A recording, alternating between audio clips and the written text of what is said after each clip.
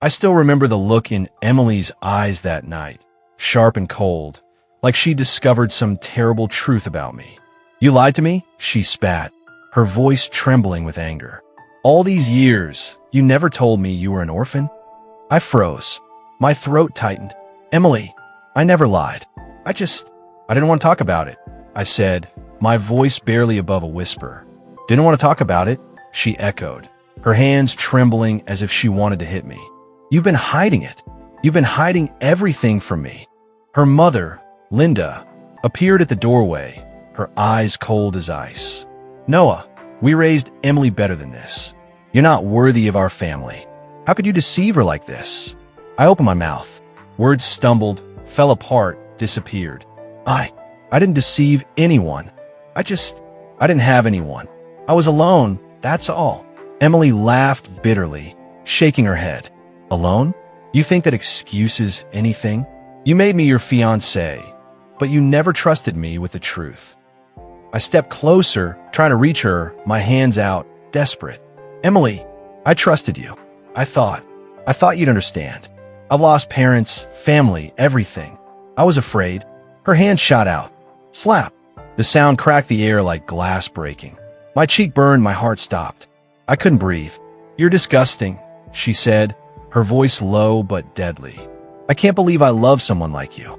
I pressed my palm to my face, feeling the sting, feeling everything shatter inside me. "Emily, please don't." "Don't what?" she asked, stepping back as if I were some filthy creature she had touched by accident. "Don't cry. Don't feel hurt. You should feel hurt, Noah. You deserve it." Her mother shook her head, arms crossed. "See, this is what we've been saying. We can't accept someone like you. You have no family, no proper background. How could we ever let Emily marry you?" "I never hid it," I said, my voice rising. "I told you before. I didn't want to talk about it because it hurts, okay? I didn't lie to you." Emily's eyes flashed with anger and disappointment. "You think that matters now? Do you see what you've done? Do you see how I feel? You made me humiliate myself, explain myself, defend myself against someone I loved. I wanted to explain, to make her understand, but the words caught in my chest. My mouth moved, but no sound came out. My knees felt weak, my stomach hollow. "You need to leave," Emily said finally, her voice trembling, but firm. I can't look at you right now. Just go." Her mother nodded, a final verdict, cold and merciless. "Go, Noah. You are not welcome here. Don't ever come back." I swallowed hard, choking on my pride, my anger, my heartbreak. Okay, I whispered. My hand shook, but I turned and walked toward the door. Every step felt heavier than the last, like I was dragging my soul behind me. Emily called after me, her voice breaking slightly. I didn't want it to be like this. I didn't stop. I couldn't. My heart was broken, but I forced myself to keep moving. I didn't look back when the door closed. The echo of her slap and her words followed me into the cold night, into the dark, empty streets where I had nowhere to go, no one to call my own. I walked for hours. The city lights blurred, the voices of people laughing, living, feeling like a cruel reminder that I had been thrown out of everything I thought I had. I thought of my parents, gone, my only family, and now the woman I loved had turned against me because of my past. By the time I stopped, my cheeks still stinging, my heart still raw, I made a silent promise to myself.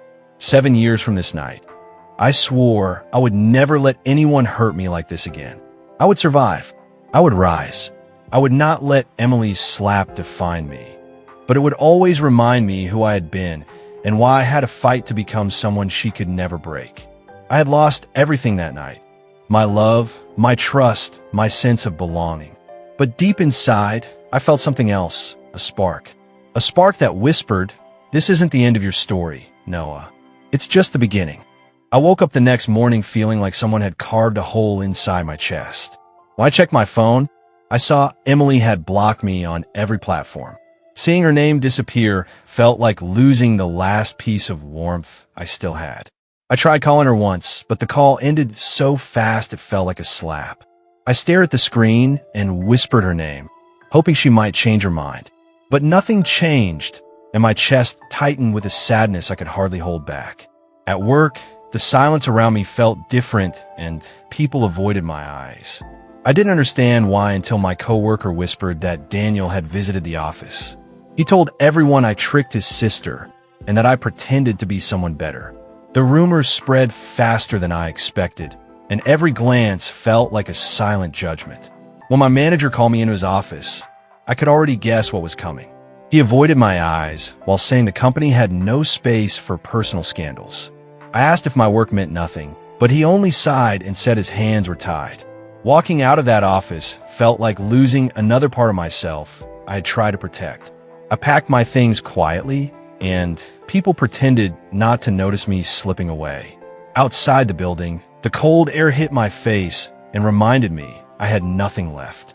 I wanted to scream, but the sound stayed trapped behind everything I refused to release. I walked without thinking, letting my feet lead me to the small apartment I called home. Inside, the silence felt heavier than usual, like the room itself watched me break apart.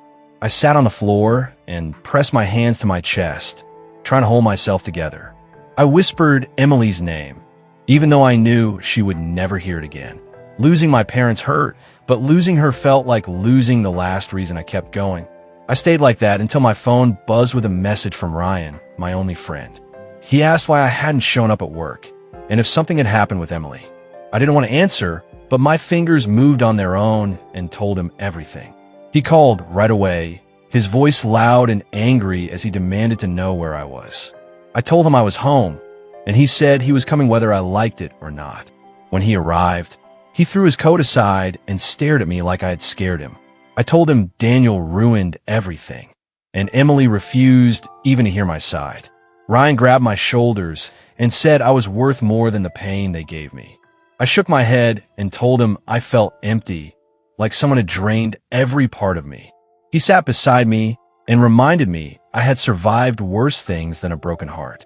I told him this hurt differently because Emily had been the one person I trusted completely. Ryan sighed and said people reveal themselves during hardship, and she had shown her truth. I asked him why love could turn so cruel, and he said love becomes cruel when fear wins. Hearing that made something in me crack because I'd always feared losing her. Ryan told me I couldn't let one person decide my worth, no matter how much I loved her. I said it felt like the world pushed me down, and he said he would help me stand.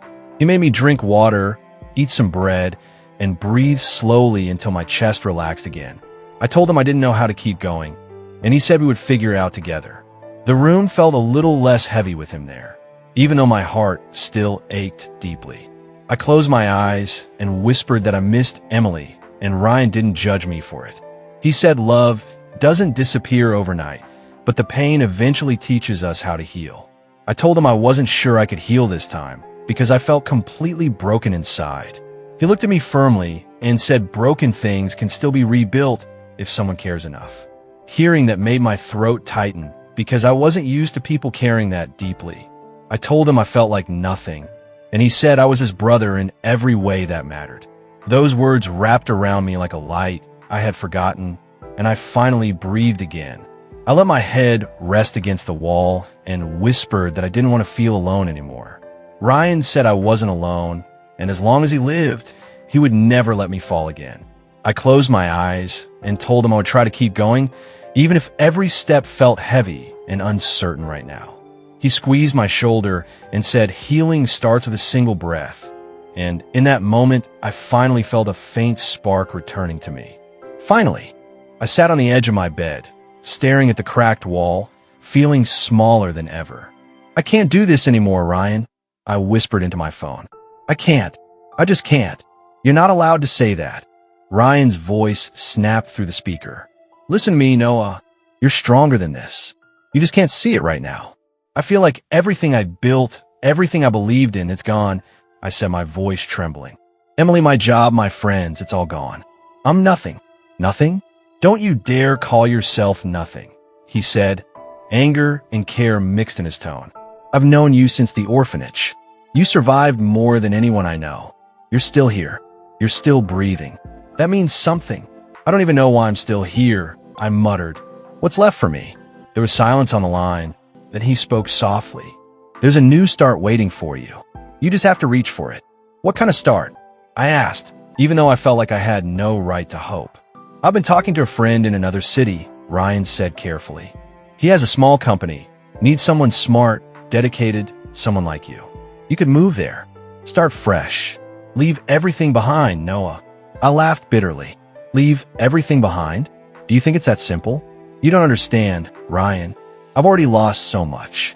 What if I lose even more? You've already lost everything that tried to break you, he countered. You survived the worst. Now you have a chance to rebuild. You can't stay in this darkness forever. I closed my eyes and leaned back, the ceiling staring back at me like a blank page. I don't know if I have the courage, I admitted. I don't even know if I want it anymore. Then let me help you find it, Ryan said firmly. You don't have to do this alone. Pack a bag. Take the first step. I'll come with you if you want. Just promise me you'll try. I bit my lip and whispered, what if I fail? Then we fail together, he said, almost laughing. But I know you won't. I know you. You're not done yet. Not by a long shot. I sat there, listening to his voice, and for the first time in days, a small spark lit inside me. Maybe I could do this. Maybe I could stop letting Emily and Daniel and everyone else define my life. Okay, I finally said, voice barely steady. I'll do it. I'll leave. I'll start over. Good, Ryan said, relief and excitement in his voice. Pack light. Be ready by dawn. I'll pick you up. This is going to change everything. I hung up and stared at the phone. Dawn. A new city. A new life. I felt a strange mix of fear and anticipation. I went to the closet and started tossing clothes into a bag. Each piece I packed felt like shedding a layer of the old me. The me who had been humiliated, rejected, and left alone. At 4 a.m., Ryan knocked softly on my door. You ready? He asked. I nodded, my hands trembling. Yeah, I think I'm ready. The bus station smelled of diesel and early morning coffee. I clutched my bag and looked at the empty streets. I can't believe I'm actually doing this, I said. You can, Ryan replied. You survived losing everything. You can survive this too. And this time, you're building something for yourself, not anyone else. As the bus started rolling, I leaned my head against the window. The city lights faded, replaced by shadows of buildings I had loved and lost. I whispered to myself, I'll never let anyone treat me like that again. I'll rebuild. I'll survive, no matter what it takes. The wind rushed past the glass, and I felt the first flicker of hope in months. My chest still hurt. My heart still carried Emily's betrayal, but I made a silent promise. I would take control of my life. I would rise, piece by piece, even if it broke me along the way. Ryan nudged me, grinning. See? You're already moving forward. Keep your eyes open. This is just the beginning. I closed my eyes, letting the rhythm of the bus soothe me. Just the beginning, I whispered, and for the first time in years, I believed it. The first day at the new company felt like stepping into a storm. I kept my head down, avoiding eye contact, pretending I didn't exist. My bag felt heavier than usual, loaded with the memories I tried to leave behind. You must be Noah, right? A soft voice said. I glanced up. A young woman smiled at me gently, her eyes kind but curious. Yes, that's me, I muttered. I'm Mia Turner, she said. I'll be showing you around today. Don't worry, it's not scary. I nodded but said nothing. Silence felt safer. She leaned slightly closer and whispered, I can tell something's bothering you. You don't have to talk, but I just want you to know someone sees you. I swallowed hard. I'm fine, I said quickly, though my voice sounded hollow even to me. She smiled, not pushy, just patient. If you ever want to talk, I'll be here. Really? I didn't know why, but her words made something ache inside me. Thanks, I said softly, almost embarrassed. The office was busy, people laughing, phones ringing. I felt like an outsider watching everyone else belong. I tried to focus on my tasks, but my mind kept drifting back to Emily, to Ryan's encouragement, to the betrayal that never left me. Need help with that report? A deep voice asked. I looked up. A tall man, clean-cut and confident, extended his hand. Jacob Hayes, he said. I hear you're new. I can help if you want to learn fast. I think I can manage, I replied cautiously. Jacob raised an eyebrow. You can manage, or you can excel. Which one do you want? I hesitated, my chest tightening. I guess. I want to do well. Good, he said, nodding sharply. I like ambition. I'll push you if you let me, Noah. Don't hide from growth. I nodded again, unsure if I was ready. His intensity was almost frightening, but something about it stirred a spark in me. Mia returned during lunch. She slid a coffee cup across the table toward me. Thought you could use this, she said, smiling softly. I took it without thinking. Thanks, I said. I'm not very good at talking to people. You'll learn, she said, gentle but firm. You just have to let someone in, even a little. I stared at the cup, my fingers tracing the rim. It's hard, I admitted. I don't trust easily. People hurt me. She nodded, listening, no judgment. I know. I've seen that. But trust isn't gone forever. It's like a muscle. You have to start using it again. I want to tell her about Emily, about the slap, about the 7 years that led me here, but the words stuck in my throat. Instead, I just nodded, grateful she didn't push. Days passed, and I found myself opening up little by little. Mia's patience became a quiet anchor. She asked how I was, noticed when I hesitated, and never let me feel rushed. I even laughed once at her terrible joke, a sound that surprised me. Jacob pulled me aside one afternoon. Noah, you're good at what you do, but don't settle, he said. Push harder. Aim higher. Don't let anyone define your limits, including yourself. I'll try, I whispered. You'll do more than try, he said firmly. You're capable. I see it. I walked back to my desk, heart pounding. The words sank deeper than I expected. Maybe he was right. Maybe I could be more than what my past made me. That evening, Mia asked if I wanted to join her for a short walk. I hesitated. I don't usually go out with coworkers, I said. You don't have to, she said kindly. Just a walk. No pressure. I followed her, letting the cool air brush against my face. For a moment, I felt almost normal, like maybe life wasn't just about surviving anymore. I still think about her sometimes, I admitted quietly, not sure why I said it. Emily, she asked gently. I nodded. I can't help it. She's part of my past and it hurts. You'll heal, Mia said, but don't let her shadow the future you're building. You deserve better than the pain she caused. Her words cut through the fog in my mind. I realized she was right. I still felt pain, but for the first time, I felt like maybe my life could mean something. I turned my face to the sky, letting the fading sun warm me. Maybe it can, I whispered. And just like that, the spark Ryan had lit began to glow a little brighter. Jacob tapped his pen against my desk and said, Noah, your work is solid, but leadership isn't just about reports. It's about people. I swallowed hard. I don't know if I can lead. I've never really done that before. Everyone starts somewhere, he said, leaning back. You have potential. Don't waste it hiding behind fear. I'm afraid I'll fail, I admitted quietly. People have failed me before. I don't want to let anyone down again. Mia popped her head over my cubicle wall. Noah, you're already doing better than you think. You just need to believe it yourself. I gave her a small nod. Thanks, Mia. I really appreciate that. Jacob leaned forward. Fear is normal, but leaders face it anyway. You've survived worse than fear. Use that. Use everything you've been through. I clenched my fists, trying to absorb his words. I'll try. I really will. Good, he said. Tomorrow, I want you to lead the small project meeting. Take initiative. Don't wait for someone to tell you what to do. My stomach tightened. Me? Led? Yes, you. Jacob said firmly. You have the skills. Trust yourself. I looked down at my hands. The thought of standing in front of the team made my chest pound. Okay, I'll do it. Mia caught my eye from across the room and smiled. You can do this, Noah. I believe in you. Her words made something stir in me. Thanks. That really helps. The next day, I walked into the small conference room, my hands trembling slightly. Jacob gave me a nod from the corner. Go on. Show them what you've got. I cleared my throat. Okay, I wanted to start by discussing the project milestones and how we can improve collaboration. The team listened, and I kept talking, my voice shaky at first, but gaining strength with every word. I noticed Mia smiling at me from the back, giving me courage. When the meeting ended, Jacob clapped once. See? That wasn't so bad, was it? I shook my head, smiling faintly. Not bad. I guess. You did more than guess, Jacob said. You led. That's what matters. Over the next few weeks, I pushed myself harder than I thought possible.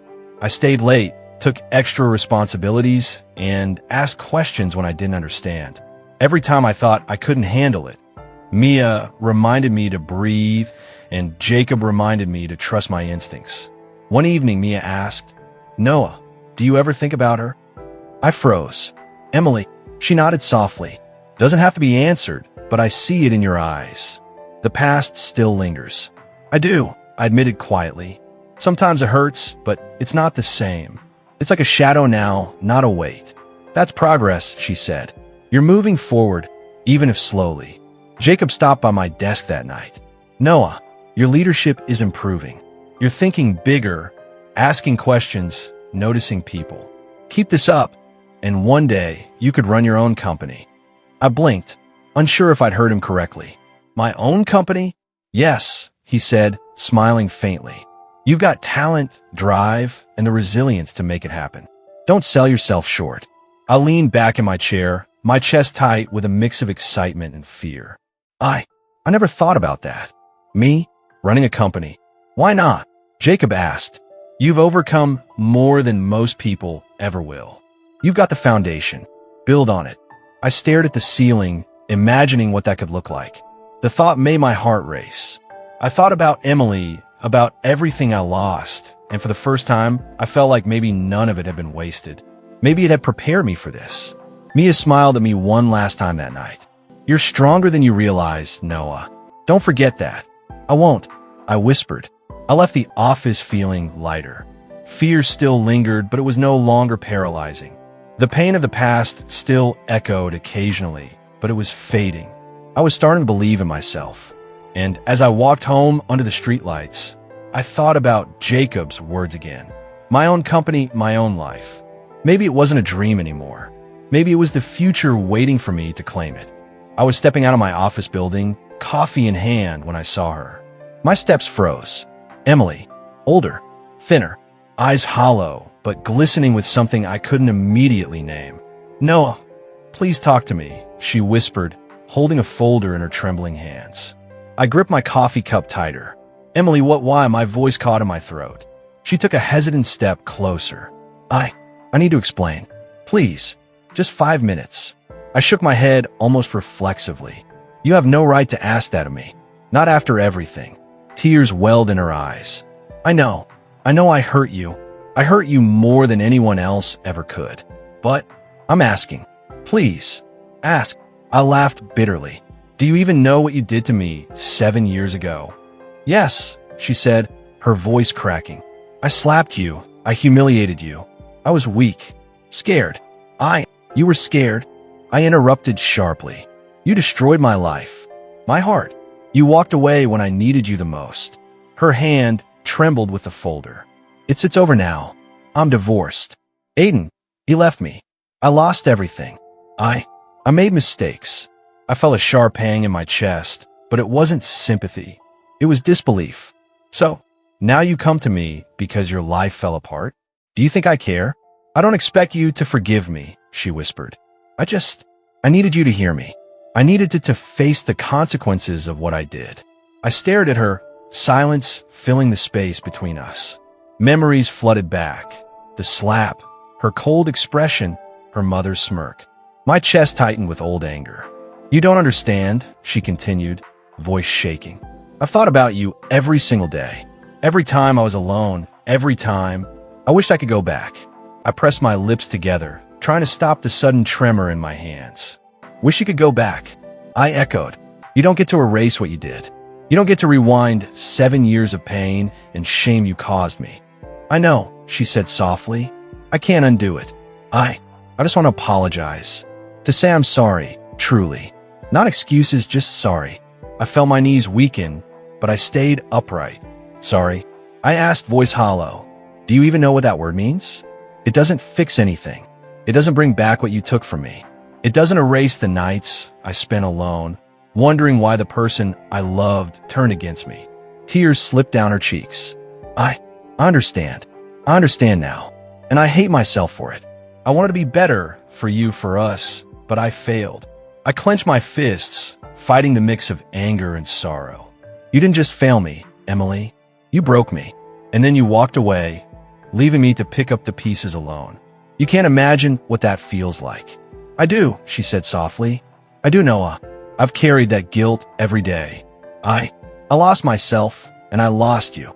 I looked away, the wind biting my face, my heart a storm of conflicting emotions. I wanted to scream, to push her away, to collapse. Instead, I breathed slowly, trying to steady myself. And now, I asked quietly, why come here now? You're free. You want what? My pity? My forgiveness? No, she whispered. I don't deserve that. I just wanted you to know the truth. That I regret everything. That I'm empty without you. I laughed, a bitter, hollow sound. Empty? You think I care about your emptiness? I've built a life, Emily. I've survived your betrayal. You're late. Too late. Her shoulders slumped. I understand. I needed to see you, even if it's too late. Even if you hate me. I stared at her, the storm inside me raging, memories clashing with the present. I didn't hate her, not entirely, but I didn't know what I felt either. Anger, sadness, numbness, all at once. Emily, I said finally, voice quiet but firm. I don't know how to feel right now. But know this, 7 years ago, you lost me. And nothing, no apology, no regret, changes that. She nodded slowly, tears falling freely. I understand, Noah. I hope one day you can forgive me, even if not now. I didn't answer. I turned, letting the building shadow swallow me. My heart thudded painfully, and the past rushed in like a storm. But I walked forward, leaving her and all the ghosts behind. Emily's eyes were red, and I could see the lines of worry etched into her face. She took a shaky breath. Noah, I need to tell you. I owe you the truth. I folded my arms, trying to control my anger. The truth? Or just the version that benefits you? She flinched. It's the truth. Aiden, he cheated on me. He left me. I have nothing now. Nothing. I repeated, my voice tight. You lost your husband, your family wealth, and you think that makes everything okay? No, it doesn't, she said, voice trembling. I'm not trying to excuse anything I did. I never stopped thinking about you. Every day, I regretted slapping you, abandoning you. I felt my chest tighten. Part of me wanted to yell, to shake her, and demand she remember what she had done. Another part of me, something older and quieter, still remembered why I had loved her. You never stopped thinking about me? I asked, my voice hoarse. I didn't, she whispered. Even when I tried to move on, even when I told myself I was done with the past. I couldn't. You were always there, in my head, in my heart. I know I destroyed everything we had. I know I don't deserve anything now, but I can't stay silent. I ran a hand through my hair, struggling to process it. And now you come crawling back because everything else in your life failed? You have no one left, and you think that gives you the right to my forgiveness. I'm not asking for it. Not really, she cried. I wanted you to know, to see me, to know how sorry I am. I want to make it right if you'll let me. If that's even possible. I laughed, a bitter, hollow sound. Make it right? Emily, you left me. You humiliated me. You abandoned me at my lowest. How do you expect to make that right? Her hand shook as she clutched her bag. I don't know how to fix it. I can't live like this without telling you the truth. Without facing what I did. Facing it. I asked, my voice low and sharp. You only return when you have nothing left. Where were you when I was drowning in the aftermath? Where were you when I had nothing, no friends, no job, no family? Tears streamed down her cheeks. I was scared. I was weak. I let pride and fear control me. I didn't understand what I had until it was gone. I know I don't deserve anything, Noah. I know that. I'm torn, I admitted, voice shaking. Part of me wants to see you suffer, to feel the same emptiness I felt. And part of me still remembers the girl I loved, the girl I thought I'd spend my life with. And I don't know which side to choose. You don't have to decide, she whispered. I'm not asking for that. I wanted you to hear me. I wanted to be honest, finally, even if it doesn't change anything, even if you hate me forever. I don't know if I hate you, I said quietly. I don't know what I feel. Anger, sadness, betrayal, even some old affection. It's all jumbled and I can't untangle it right now. Emily sank to the curb, her hands covering her face. I don't want you to hate me. I had to face this, Noah. I had to see you, to tell you that I'm broken because of what I did. I watched her, my heart pounding. I wanted to yell, to forgive, to shake her, to run. Instead, I turned slowly, my steps measured, deliberate. I can't, not yet. I don't have words for you. Maybe never. She sniffled, looking up at me with pleading eyes. Please. I know I don't deserve it. I know. I've lost everything. But please know I'm sorry. I didn't answer. I walked away, leaving her on the curb, holding her folder, crying. My chest burned with old pain, with unresolved feelings. The city lights blurred, but I kept moving. I didn't look back. Not once. Even as the past rushed back like a storm, even as the memories and heartbreak clawed at me, I knew one thing. I wouldn't let her presence define me anymore. Not now, not ever. I was leaving my office late one evening when a familiar, cold voice stopped me. Noah Walker. I froze. Linda, Emily's mother. Her heels clicked on a marble floor as she approached, eyes sharp, calculating. Linda, I said, keeping my voice calm. It's been a long time. Long time, yes, she said, smiling thinly. I hear you've done well for yourself. Growing company, impressive. Thank you, I replied evenly, trying to mask the irritation curling in my chest. She tilted her head. You know, Noah, Emily and we always thought you were unworthy. But look at you now. Don't you feel some regret for the past? I felt my jaw tighten. Regret? I owe you nothing, Linda. Not then. Not now, not ever. Her smile faltered for a fraction of a second. You're still so cold, so ungrateful. After all we did for Emily. After all you did? I echoed, voice steady but hard. You humiliated me, judged me, and threw me out because I was an orphan. I owe you nothing. Nothing. Linda's eyes narrowed. You could have forgiven her. You could have forgiven me. No, I said, my tone firm. Forgiveness isn't owed. Not to you. Not to Emily. Not to anyone who chose pride over love, control over compassion. She opened her mouth to argue, but I walked past her, keeping my head high. The power she thought she had over me was gone. Completely gone. Later that week, I met with Sarah Kim, my lawyer and oldest friend in this city. Noah, you need to hear this, she said, voice low but urgent. I dug deeper into the past, into Daniel's actions. I frowned. Daniel? What did he do? He deliberately spread lies about you after Emily left, she said, sliding a folder across the table. He told people at your old workplace that you were a liar, that you tricked Emily. He even pressured your manager. It wasn't just gossip. It was coordinated sabotage.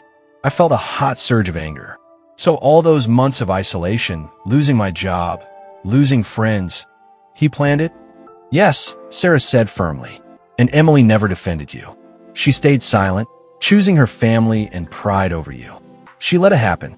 I pressed my hands to my face, feeling the old hurt flare up, sharp and biting. I survived it, but I trailed off, anger coiling in my chest. Sarah leaned forward. There's more. Aiden, Emily's husband. He married her for money. After the Walkers went bankrupt, he left her. No remorse. She's been left with nothing, and you're standing on your own, stronger than ever. I exhaled slowly, letting the information settle. Karma, I whispered, bitterness and satisfaction mixed in my voice. It's finally caught up with them. Sarah nodded. It has. But I know, you're still feeling the sting of the past. You survived betrayal, humiliation, and manipulation. That pain doesn't vanish just because karma acted. No, I admitted, it doesn't. I still feel it. The years of lost trust, the nights I spent alone, the bitterness that once consumed me. I paused, clenching the folder she handed me. But now I understand. I see everything clearly. Daniel, Linda, Emily, Aiden, they all made choices. I survived theirs. I'm free from their control. And stronger, Sarah added. You turned pain into progress, Noah. You survived when many would have crumbled. I smiled faintly, a quiet acknowledgement. I did, and I'll keep going. I'll keep building. Their mistakes don't define me anymore. Sarah hesitated, then added, just be careful, Noah. Now that Emily is back in the picture and Daniel's schemes are uncovered, she might try again. Linda might too. I shook my head. Let them try. I've faced worse than their manipulation. I've faced betrayal, humiliation, and heartbreak. Nothing else can touch me now. Not them, not anyone. The anger in my chest simmered, but it no longer controlled me. It fueled me, reminded me that I had survived the worst. I had taken control of my life, while those who tried to break me now faced the consequences of their own actions. I left Sarah's office, stepping into the night air, feeling a mix of relief, fire, and determination. The past wasn't done with me yet, but neither was I done with it. I was no longer the man Emily slapped, no longer the orphan they tried to dismiss. I was stronger, smarter, and untouchable. And this time, I would write the rules of my own life. I saw her standing outside my office again, the city lights casting long shadows across her face. Emily. Her eyes flickered with a mixture of hope and fear. Noah, can we talk? She asked, voice trembling. I shook my head slightly, keeping my voice calm. Emily, I don't know if I can talk to you the way you want. You need to understand something first. What do you mean? She whispered. I mean this, I said slowly. I no longer trust you. I cannot love someone who abandoned me at my lowest point. You left me when I needed you most. That is not something I can forgive easily, or maybe ever. Her lips quivered. Noah, I know I hurt you more than anyone ever could. I was scared. Scared your family would disapprove. Scared I'd lose everything I had. You slapped me. I interrupted, my voice steady but sharp. In front of everyone. Humiliated me. And you walked away. You don't get to justify that. Her shoulders shook and tears fell down her cheeks. I was weak, so weak. I didn't know what I was doing. I thought I was protecting myself, but I was only hurting you. I let her words hang in the air, letting the truth sink in. I remembered the pain, the years of humiliation, the nights I spent wondering if I would ever be enough for her, or anyone. I understand fear, I said quietly. I know what it's like to be afraid, but fear doesn't excuse what you did. It doesn't undo the damage. Emily looked up at me, desperation in her eyes. Noah, please. I know I can't take back the past. I need you to know I'm sorry. Truly. I hear you, I said, my tone softer now, controlled. I feel sympathy. I know you were scared, but I also feel strength that I never had before. You held power over me once, Emily, and now I paused, letting the weight of the words settle. That power is mine, not yours. I am in control of my life, not you. She flinched slightly, as if my words hit her physically. I never wanted to hurt you like that. I was foolish, selfish, weak. You were, I said, firm but calm. And I survived it. I grew because of it. I am stronger because I endured your betrayal and walked away. You need to understand that. Her tears fell freely now. Noah, I don't know how to make it right. I don't know what to do. You don't get to dictate that, I said, my voice steady, resonant. I need time. Time to decide what you mean to me now. Whether you're part of my life, or whether you remain a memory. Emily choked back a sob, her hands clutching the folder she always carried. Understand. I will wait. I'll do whatever it takes, Noah. I just want a chance to show you I've changed. I shook my head slowly. I can't promise that. I can only promise honesty. I am no longer the man who let your actions define me. I am no longer powerless. You want a chance? You will earn it, if I choose to allow it at all. Her shoulders slumped, tears streaming down her face. I'll accept whatever you decide, she whispered. I took a deep breath, feeling the weight of years lift slightly. I had endured betrayal, humiliation, loss. I had rebuilt myself, stronger than ever. And now, for the first time, the power was mine. I'm walking away now, I said calmly, taking a step back. I need time. And when I decide, Emily will be on my terms. She nodded, silent, broken, but somehow relieved that I was speaking honestly. I turned and walked away, my steps sure, steady, and strong. For the first time, I felt the full measure of control over my life. The past had chased me for years, but now I was the one leading. And I knew that whatever I decided about her future in my life, it would be my choice, my power, my strength, my rules. Mia found me in the office late that evening, her expression serious. "Noah, we need to talk," she said. I frowned. "Talk about what?" "About her," she said softly, sitting across from me. "Emily, I see the way you're looking at her, thinking about her. I need to ask you something, even if it's hard." I leaned back, wary. "What? Do you still want her, Noah?" she asked gently. "Or do you just want revenge? Because those are very different things, and you're mixing them without realizing it." I felt my stomach tighten. Her words hit harder than I expected. I hadn't wanted to admit it, but a part of me did still think about her. The anger, the heartbreak, even the faint memory of love. I don't know, I admitted quietly. I thought I wanted to forget her, but sometimes I trailed off, my chest aching. "You're still chained to an old wound," Mia said softly, her eyes searching mine. "And that wound is shaping how you feel, how you think, how you act. You're not thinking about her. You're thinking about the pain she caused you." I clenched my fists. She was right. Every time I thought about Emily, I felt the slap, the betrayal, the humiliation. Part of me longed for her, but that longing was tangled with bitterness, with a need for justice that wasn't hers to give. I thought I was stronger than this," I said quietly. "I thought I'd moved past it, but it's still here. In me." Mia reached out and placed a hand on mine. "It's okay to feel it, but you have to decide what you want for yourself. Revenge will never heal you. Love, real love might. But right now, you're holding on to the past, not the future." Her words left me silent. I felt exposed, as if she could see all the hidden parts of me I didn't even want to acknowledge. That night, I walked alone through the city streets. The lights blurred around me, but I didn't care. I needed to think, to feel, to face the boy I used to be, the boy who had begged for acceptance, who had cried alone in his room, who had been humiliated and abandoned. I remember the nights I spent wishing someone would see me, would understand me. The nights when the world seemed cruel and I felt invisible, worthless. Emily had been my heart then, and she had broken it completely. But I was no longer that boy. That boy had survived. That boy had grown. That boy had built something real, something strong. And now, it was my choice how to carry that strength forward. I stopped on a quiet bridge, watching the river flow beneath the city lights. The water moved relentlessly, unstoppable, just like time. And I realized I had been letting the past control me, letting it dictate my thoughts, my feelings, my actions. I didn't want that anymore. I didn't want revenge. I didn't want to be a prisoner of anger or old wounds. I whispered to the wind, "I choose myself. I choose healing. I choose freedom." The city around me felt softer somehow, less threatening, less heavy. I knew it wouldn't be instant. Healing wasn't instant. But for the first time in years, I felt a glimmer of peace.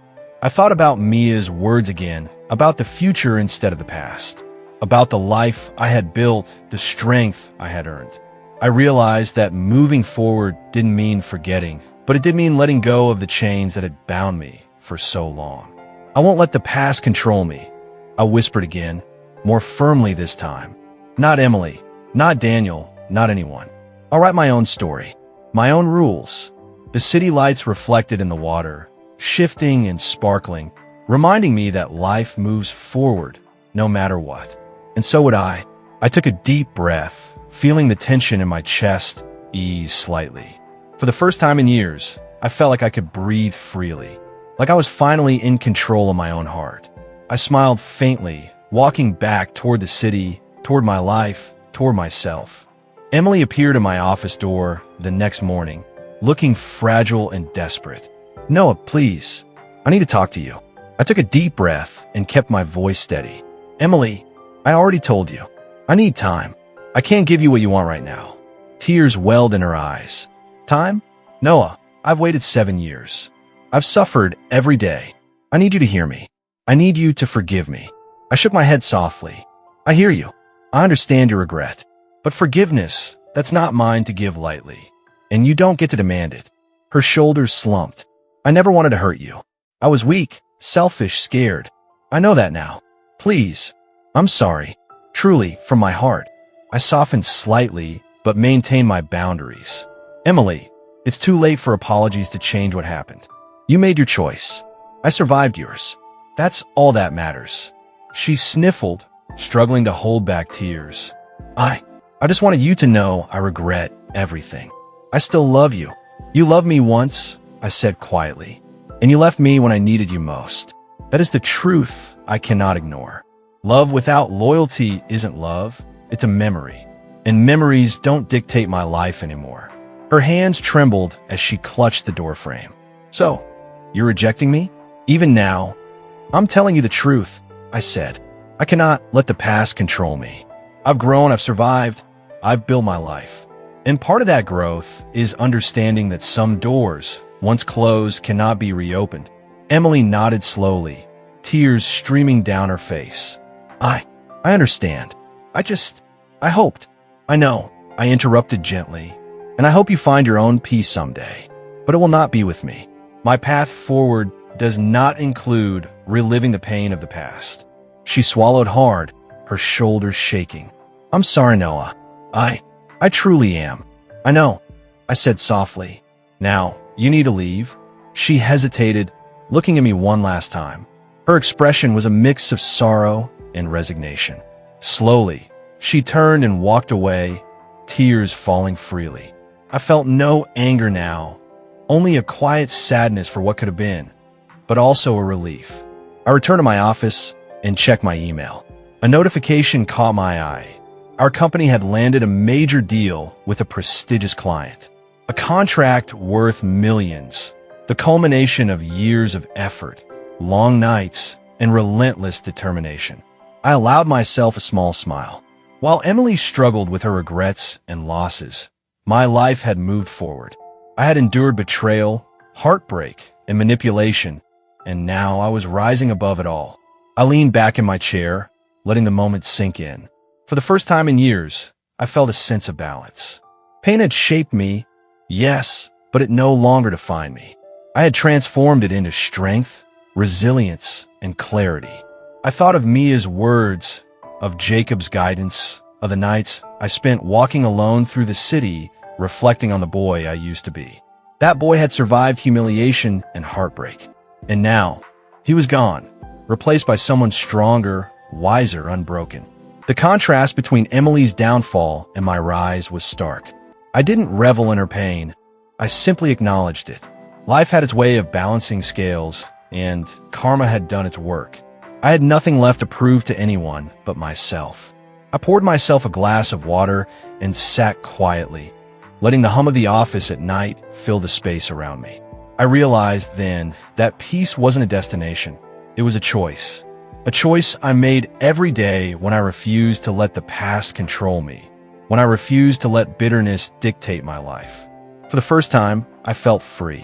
Free from old wounds, free from anger, free from the chains that had once bound me. I had survived betrayal, heartbreak, and manipulation, and I had emerged stronger. And in that quiet moment, I knew I would never allow anyone to take that strength from me again. Not Emily, not Daniel, not anyone. My life was mine, and mine alone. I found her sitting alone at a quiet cafe, her hands wrapped around a coffee cup, eyes downcast. When she looked up and saw me, a flicker of hope crossed her face. Noah, she said softly, voice trembling. Thank you for meeting me. I pulled out a chair and sat across from her, keeping my expression neutral. Emily, I said calmly, I hear you want to explain again. But before you do, I want you to understand something. What is it? She asked, a mix of anxiety and longing in her tone. I forgive you, I said steadily. Not for your sake, not because you deserve it, but for mine. Holding on to anger, pain, and resentment has controlled me for too long. I'm choosing to let it go. Her eyes widened. You forgive me? After everything? Even after 7 years? Yes, I said, my voice firm. I forgive you. But that doesn't mean I can love you again. Love requires trust, and trust you destroyed. Her lips trembled, and tears welled up in her eyes. Noah, is there no chance? No hope that we could be together again. I looked directly into her eyes, letting the weight of truth settle between us. The Noah you knew, he died the night you slapped me. That boy, that man, he no longer exists. I survived, I grew, and I am not that person anymore. I am stronger. I am free, but I am not yours. Her hand shook, clutching the coffee cup as tears streamed down her cheeks. I understand, she whispered, voice barely audible. I thought I could fix things. I thought I could undo the past. I shook my head softly. You can't, and you won't. But that's not your fault entirely. You made choices, and I made mine. Now it's time for both of us to move forward, separately. She nodded, wiping her tears with a trembling hand. I'm leaving the city, Noah. I need to start fresh, away from everything, from myself, from the mistakes I've made. That's wise, I said quietly. You need that, and I need my life without the weight of the past haunting me. She reached across the table for a moment, but I didn't take her hand. I will never forget you, she said softly. I will always regret what I did. I know, I said, voice calm. I will remember too, but my memory of you won't control me anymore. I'm choosing a new path, one that belongs only to me. She rose from the chair slowly, tears streaking her face. Goodbye, Noah. I hope you're happy. I hope you find peace. I already am, I said quietly, watching her step away. Each step she took felt like a release of something I had carried for years. The burden of betrayal, heartbreak, and humiliation began to lift with every distance she put between us.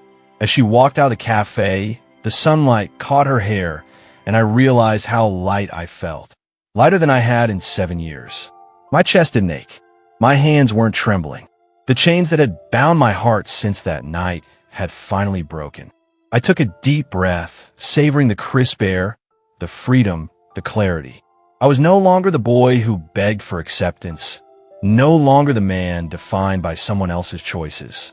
I was my own person, whole, resilient, and unafraid of the future.